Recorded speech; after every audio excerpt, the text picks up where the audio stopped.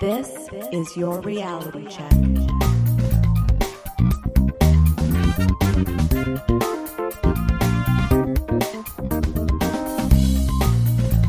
Hi everyone, and welcome to The Reality Check, the weekly Canadian show that explores a wide range of controversies and curiosities using science and critical thinking. This is the show for November 6th, 2019, and I'm your host, Darren McKee. With me, as usual, are Adam Gardner. What's up, Cuboids? Christina Roach. Hey everyone. And producer Pat. Hi, Checkers. We have a great show for you today. Adam is going to investigate whether there is lead in Canada's water and how much. That's right. I'm going to talk to you about the flu shot. And finally, Christina is going to explore whether thugs are throwing eggs at your windshield to victimize you. But first, a quick message about Snopes. In case you were unaware, Snopes.com is a fantastic fact-checking website. Yeah. It's an excellent resource for those who wonder, hey, is that true? Is that thing my relative told me a fact or an urban legend? You know, if you don't listen to the show. Snopes has been both inspirational and an important resource for us here at TRC. So why am I mentioning Snopes at the moment? Well, apparently Snopes needs your help. It's been involved in an ongoing legal battle for a few years, draining it of resources. From their GoFundMe campaign, quote, in 2017, we launched a GoFundMe campaign after Proper Media, a web service vendor with whom we had previously worked, as stated in this complaint, which they link, effectively held the Snopes.com website hostage and withheld all advertising revenues for months until the court intervened, endangering Snopes' very existence. In the slow-moving legal battle since then, Proper Media and its principal owners, Drew Schoentrup and Chris Richmond, have sued us for exercising our right not to do business with them anymore, attempted to prevent Snopes from advancing the legal fees of the employees they're suing, and tried to bring defamation claims to interfere with our efforts to raise money for defending ourselves in said lawsuits. Legal battles are messy, also deals with a relationship that broke up a few years back, and there are at least two sides to every story. But trying to interfere with someone who's trying to raise money to fight a lawsuit you brought against them? That seems poor. The legal battle keeps dragging out. This seems to be threatening Snopes' existence, so we just wanted to highlight that they have a GoFundMe campaign. Google GoFundMe and Save Snopes, or you can find a link in our show notes at trcpodcast.com. On with the show. Adam, I don't pay attention to any news, so I haven't heard anything about lead in Canada's water this week. What's going on? It's everywhere. I probably wouldn't have heard of it if you hadn't sent me a link, Christina. But yes, it does seem to be everywhere in the news. Over the past few days, it's popped up everywhere. Stories here in Canada talking about high levels of lead in drinking water throughout the country. So throughout the country of Canada. Now, often when I do segments on claims of this kind, talking about toxins, I find that people making claims are some kind of crank and that there's no real risk, or the risk is maybe overblown or something like that. In many such cases, these kinds of articles will be the result of some specific environmental group, a small number of activists, or researchers making a press release about some chemical. With some investigation, we find that they're ideologically driven and unable to allow any low level of chemical to be considered safe. That's not really what's going on here at all. So this is an investigation which has been ongoing for years in a collaboration across Canada involving reporters, editors, students, and faculty members, which was facilitated by Concordia's Institute for Investigative Journalism.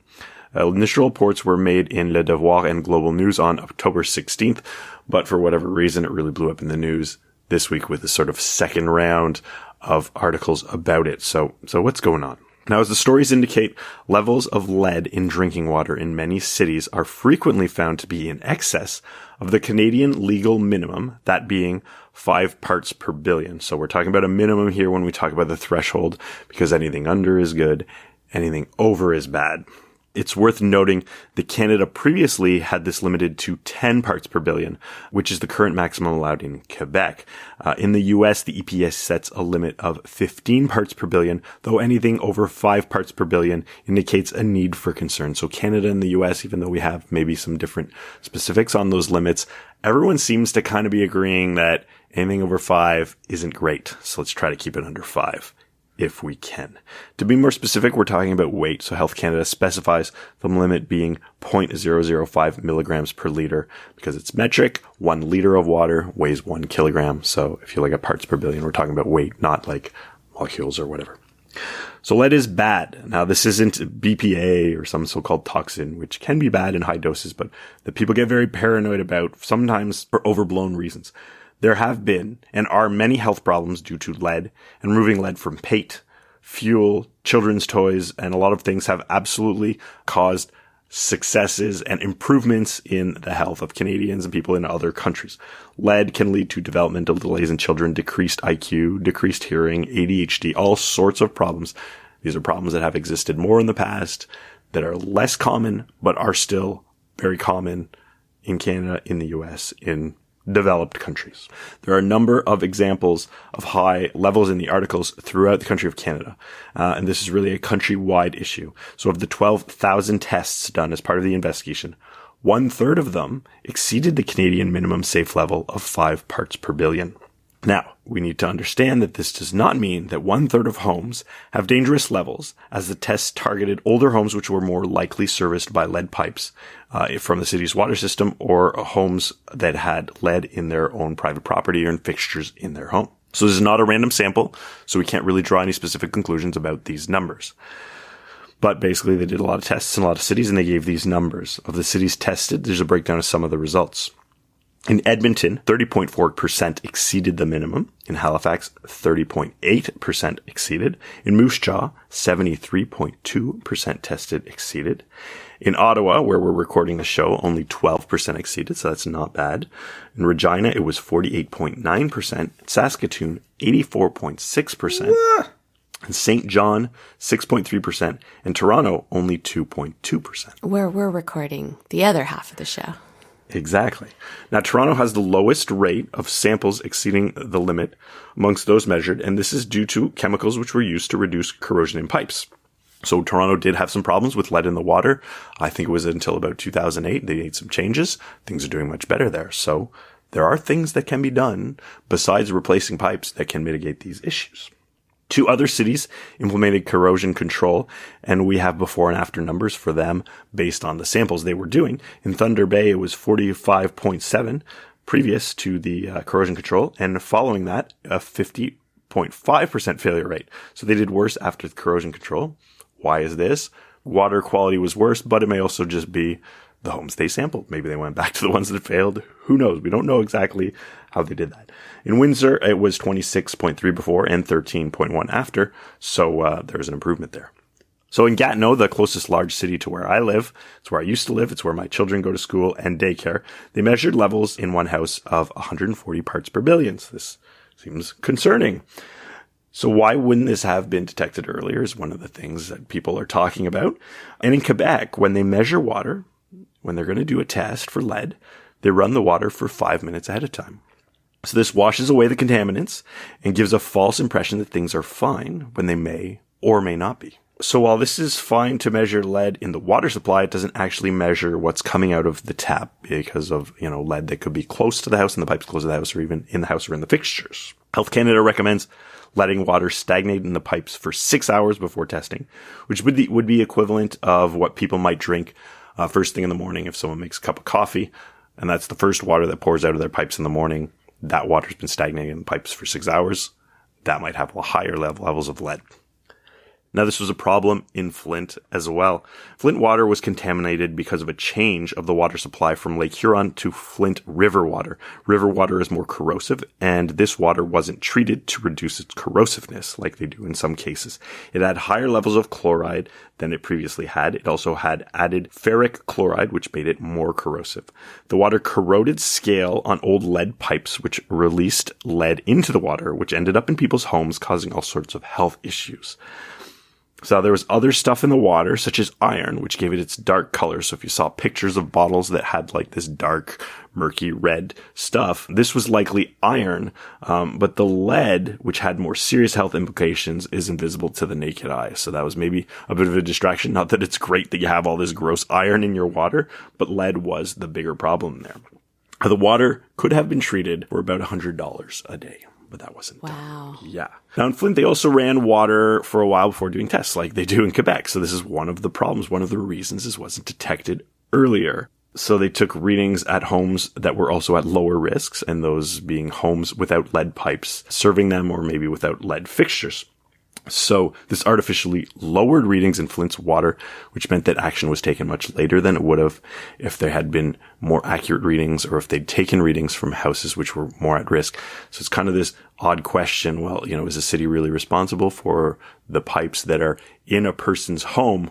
but it's the quality of the city's provided water which was causing that corrosion. So this is why you want to be careful where the samples come from. So there's a lot going on with Flint. This isn't a segment about Flint, but so much to say some of these articles made comparisons to Flint's water supply problem, which I think are maybe a bit exaggerated and a bit unfounded. One Star article said that we are comparable to Flint in some cities and quoted Flint's water as averaging 21.6 parts per billion. If Flint's water was only around 21.6 parts per billion, they wouldn't have had the major health problems that they did. Yes, this number is a bit high, and this is a problem. But the problem in Flint were much worse than that, with one sample coming in at 13,000 parts per billion, some 1,000 times the APA legal limit, hardly comparable to what we're seeing in Canada, with reported rates often in the 10 to 20 parts per billion range, about 1,000 times lower. So what's really going on here? What's some context? Where's the lead coming from? So lead was historically quite popular in plumbing. It was even used in ancient Rome. This, amongst other things, caused lead poisoning in many Romans. Health concerns over lead in water were first raised in 1859. No one really looked to do anything about it until about the 1920s. Here in Canada, lead wasn't banned in new constructions until 1975. One estimate had some 500,000 homes in Canada with lead plumbing. That's a bit of a guess. The actual numbers aren't known. This stuff isn't really measured. Individual municipalities don't all have the numbers. They can't really report on them. Old residential lead service lines do still feed some, but not all homes and businesses across the country. So how bad is the problem really? Now, one BBC article clarified that while 1/3 of those tests made failed the current 5 parts per billion limit, only 18% failed the EPA's 15 parts per billion limit. So why does this matter? The limit in Canada was lowered from 10 parts per billion to 5 parts per billion in March of this year. And the samples have been collected going back as far as 2014. So sure, 1/3 of those failed, but over the time where those samples were made, some of those that failed were still within Canadian legal limits. So yeah, some of those are very high, like the example I gave in Gatineau, but some of them are above the legal limit, but not much above. Okay. So this new limit is better and safer, and it's good for the Canadian government to have lowered that limit. But there's always this game that goes on with that. You lower the limit to help Canadians, to make it safer, but by doing so, you're having more homes be above that legal limit, which causes concern. And then that concern causes reactions and causes more safety. But, people can get a little scared by that. Should you worry? Well, this largely depends on where you live. As we saw, Toronto isn't a big place for concern. Now, one Global News article I saw had a map of Toronto with darker segments showing higher levels of lead. Oh my God, you look at this. If I live in here, am I concerned? The problem with this is that the legend at the bottom of this map had the levels going from 0 to 1.25 parts per billion of lead. So the highest concentration on the map, the darkest points, were 1.25 parts per billion, which is 1/4 of the minimum Canadian lower limit of lead in drinking water. So everything on that map, the darkest parts, totally fine. Which is very unfortunate. I mean, they made it very Toronto-centric when you could have picked somewhere else and have legitimately concerning spots visually represented in such a way. Absolutely. Make yellow over 5 and red over 15. And these numbers mean something. Here's cause for concern, and here's something that even the EPA wouldn't put up with. Because those were samples taken throughout the city that weren't part of this investigation. Now, it's not just by city, but it's actually about where your house is, how old your house is, and your neighborhood. Now, my house was built last year. I have a well, which was also dug last year. So it's very unlikely I'm going to have any issues. There's no lead in there. If you're in a home in a neighborhood that was built after 1975, you probably don't have anything to worry about. If your home is older, you might have lead pipes and fixtures in your home. This could be a problem. Older homes may have older infrastructure leading to the home, which could also be a concern. So, if it's an issue with older lead pipes from the municipality, this is a problem for cities. But considering that a lot of this lead comes from people's homes, these aren't necessarily something that the city is going to be responsible for or is going to be able to do anything about, and something that individual citizens will need to address and will need to pay for themselves. In those cases, this is not strictly a water supply issue, even if it ultimately affects the water which comes out of one tap. Now, the other thing to consider is, yes, they can treat the water to make it less corrosive in a city where a lot of people do have those pipes and do have those fixtures, and that will minimize the problem like we saw in Toronto. And it should also be noted that these are tests that were done over the past 5 years. So that if there is a concern in your home, it's likely nothing new. This has likely been going on for a long time. This isn't a problem with a specific water supply in a specific city like Flint's problem. This isn't some new change which precipitated this issue. There has been lead in the water for a long time. There's less of it all the time as old infrastructure is replaced. By the fact that this problem exists across the country, various cities, various municipalities and different provinces with different regulations shows that what we're looking at is shedding the light on lead contamination, which has always been there. This is likely similar to what's going on in other cities in developed countries across the globe. It's probably a very similar situation in the United States, probably a very similar city to wherever the listeners may be living. And I think it's important to point out that these were not random samples, and we don't really know exactly how they were done. I couldn't find that specific methodology. For example, if a home was found to have lead in its water, coming from lead in a municipal line leading to it, one could easily test all the homes on that street, which are serviced by that same pipe, ignoring any new communities, and make these rates seem very high. So even the cities that have very high percentage rates may just be because of how they selected those homes, and some with lower rates may just be homes that were selected more randomly. Now, if you are in an older home and an older neighborhood, some simple precautions which could go a long way include running your water for up to a minute before drinking it, especially first thing in the morning or after returning to your home. You can also have your lead tested in a lab, though I'd imagine this might be a bit hard to do over the next few weeks as a lot of people are probably trying to do it, but this might put you at ease if you do live in an older neighborhood and that's a concern. Now, lead poisoning is very bad. This is nothing new, but this new investigation is showing Canadians that a lot of homes across the country still do have lead levels in their water, which are above the level which Health Canada considers to be safe. While this is bad, the fact that there is attention being given to this problem, which has been around pretty much as long as plumbing, is actually a very good thing. Aside from empowering individual citizens to test their water and, if necessary, replace old lead pipes and fixtures in their home, it will hopefully put the right pressure on municipalities to replace aging infrastructures and, when necessary, add chemicals which have been proven to reduce corrosion and will reduce contamination for homes in those affected areas. This is absolutely a real problem, scope of which may be hard to gauge based on the research methodologies here, but the concerns should be taken seriously. Hopefully, more details and statistics will follow to give us a better picture of the actual risks that we may be facing, sort of based on a random sampling of homes in different cities. Thank you, Adam. This is a concern, though. Like, it's a concern for many people in many parts of Canada, and there's no quick fix. And that's all the more concerning.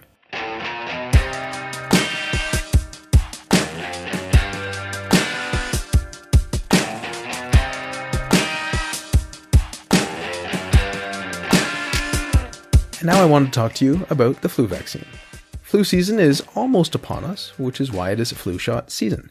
I covered whether the timing of the flu shot matters about a year ago, but we haven't lately explored the flu vaccine itself. And before I talk about the vaccine itself, I do want to say that it's a good idea to get the flu shot. The CDC recommends that pretty much everyone 6 months and older get the flu shot. Yes, that includes pregnant women. That doesn't mean everyone gets the exact same flu shot, as there's more than one type of flu shot, but it's important to get nonetheless. For example, the nasal spray isn't recommended for all ages. Who shouldn't get the flu shot? Well, as implied by my earlier comment, children under the age of 6 months should not get it as well. And here's a quote from the CDC website, which is in our show notes at trcpodcast.com. People with severe life-threatening allergies to flu vaccine or any ingredient in the vaccine, this might include gelatin, antibiotics, or other ingredients.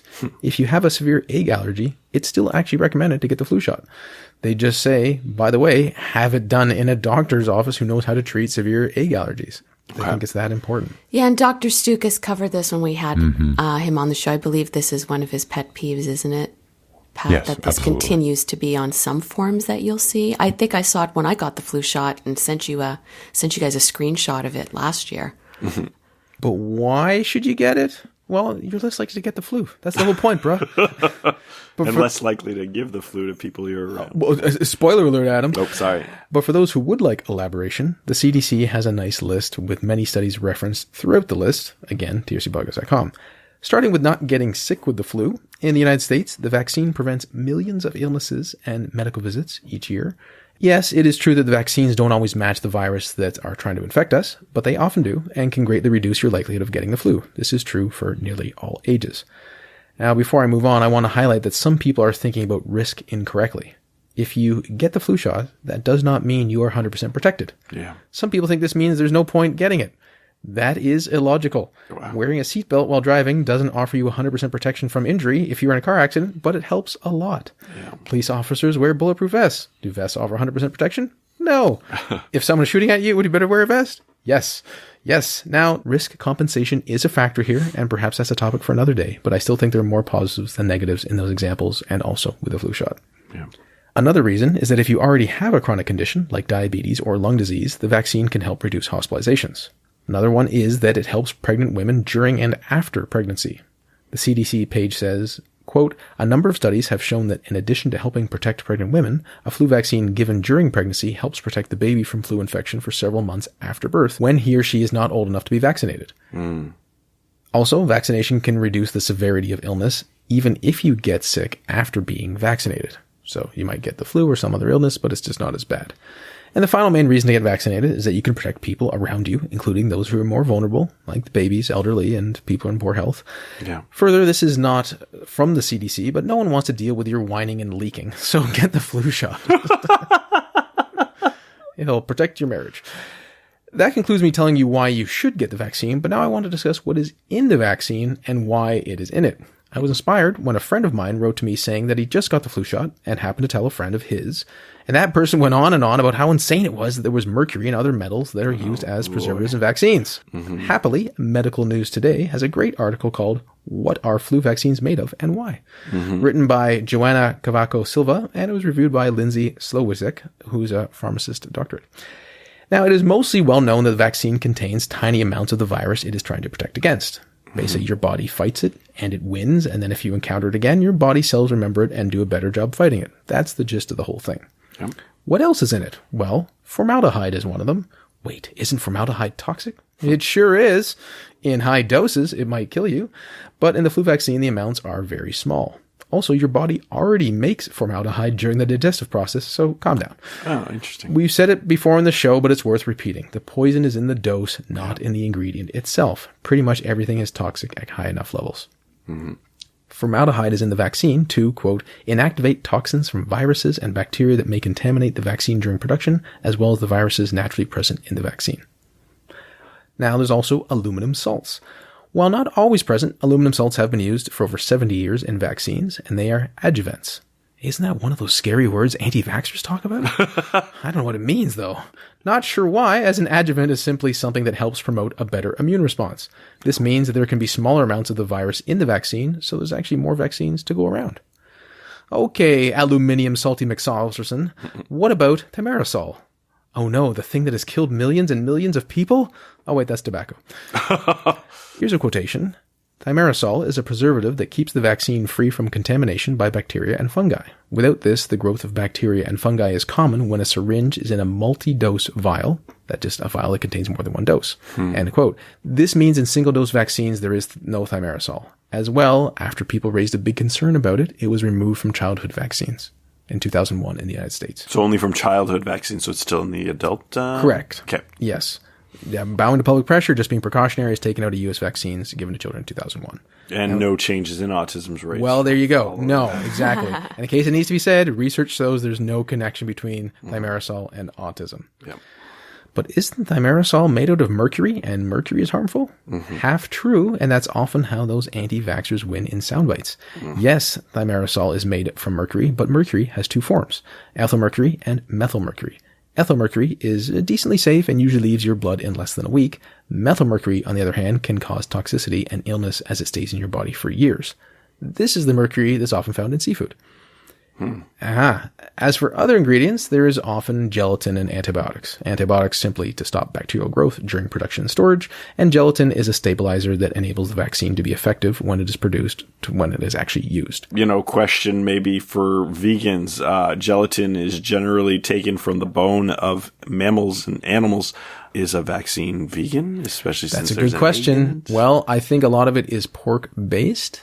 So in that sense, it wouldn't be if you really don't want any products from animals in any way. So you might have to talk to your doctors what other options are available. Then it's also whether you think gelatin itself is an animal product because it comes from an animal, which you probably do if you're vegan. So, in conclusion, pretty much everyone aged 6 months and older should get the flu shot. The flu vaccine is made up of different ingredients, all of which have important roles to play, and none of which are harmful in the amounts present, especially not in the way that ignorant anti-vaxxers will indicate. Get the flu shot.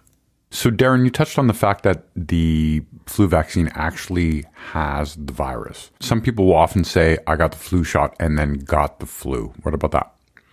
No, that cannot happen either. Right. Nowadays, I'm pretty sure they use a dead virus, so it actually can't cause you to be sick by it. There are some negative reactions. One can get like a soreness in the area where the injection occurred, and they may feel some symptoms of, I don't know, dizziness or fatigue, but it's not the same as getting the flu. It's not the flu at all. Yeah, I've sometimes had side effects from the vaccine, like, slight side effects on the day of the vaccine. I've also had the flu, and the flu is so much worse. Right. Yeah.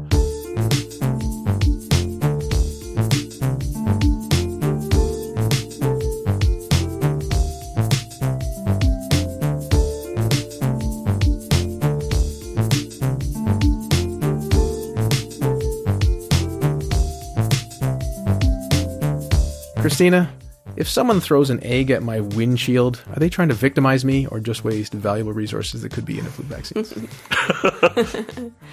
Well, if we haven't said it enough times, we love it when listeners send us fodder for segments or tag us on questionable social media posts. High fives for using critical thinking. Now, checker Archie looped us into a recent post on Facebook with the comment, I mean, is this even worth your time? I laughed out loud, by the way, Archie. Now, the post he referred to is prefaced with resharing this important message to avoid being a victim before sharing a graphic with the following warning. Official message from police. If you are driving at night and eggs are thrown at your windscreen, do not stop to check the car. Do not operate the wiper and do not spray any water because eggs mixed with water become milky and block your vision up to 92.5%. And you are then forced to stop beside the road and become a victim of these criminals. This is a new technique used by gangs, so please inform your friends and relatives. And most importantly, do not be selfish by refusing to share this message. I'm aware of this post, and 92.5% is strangely specific. Yeah, so as soon as I hear 92.5, I think like that's not true at all. Yeah. And then I was thinking gangs, like what, the Bloods and the Clucks? Yeah, and I'm also thinking, I don't think there's a police force on the planet that refers to themselves as the police. Exactly. It's just from police. No specific police department, no city. They all just call themselves the Popo. We know that. Yeah. They may as well have said that up front. Now, this post had over 4,300 shares when I last checked around 6 p.m. Eastern. And the first reply that caught my eye when I first saw it, it had a link to a Snopes article, speaking of Snopes, titled Robbers Throwing Eggs at Cars. But before we get there, let me summarize a piece from Global News after I started Googling into this. And guys, I totally believe I just made up a cool expression, by the way. Google into this. I'm trademarking that live on the show. Okay. A bizarre egg incident prompts safety suggestions from Regina Police. As Ryan Ellis reports, Regina Police are urging drivers to be cautious after a strange incident involving eggs in South Regina Wednesday night. Regina is in Saskatchewan, Canada, for those who don't know where Regina is. The article included the statement from police, quote, at around 11 p.m., a vehicle driving in the 1900 block of Grant Drive had eggs thrown at its windshield. When the vehicle tried to stop, the suspects advanced on the vehicle and tried to open the doors. Ultimately, the driver was able to flee the area safely and report the incident to police. Ellis goes on to say that while similar incidents have been reported in the past and debunked, and of course, nothing suggests that this isn't just an isolated incident, right? This is the first time the police say they've received a verified report. Okay, so now I can see why this is making the rounds again. Except, wait for it, this article is from July 2015. Oh, wow. When I first found it, I didn't see that right away. And I was like, okay, here we go. And then I looked at the date and, of course, face-palmed. As I said earlier, people were posting a link to Snopes, who have been tracking this myth back to 2009. They cite an email from 2009 spreading the myth, then a post on Facebook in 2015 giving it new life. And I'm sure there's other instances, but those are two that they cited. Each time this particular myth gets rehashed, it gets embellished, as you guys can imagine. But the main gist is that these bad guys throw eggs at your windshield, fully anticipate you will try to use the wiper to get it off, then you're in trouble. Warnings targeting motorists are nothing new. I remember one years back that was like, don't flash your high beams at cars to warn them their lights are off. Yeah. You've heard this one, Adam? You'll become a gang initiation target. That was a big one. It was in the movie. I've never heard that. It was in the movie Urban Legend. They someone kills somebody because of it or whatever. But yeah, it's an old one. Well, sure enough, quick search on Snopes, boom. There was a headline, prospective new gang members are being initiated by killing the drivers of cars, etc. This myth dates back to 1993 in print. Now, Snopes says there are no such occurrences to be found in the U.S. of criminals pelting eggs at cars to disorient and jump drivers.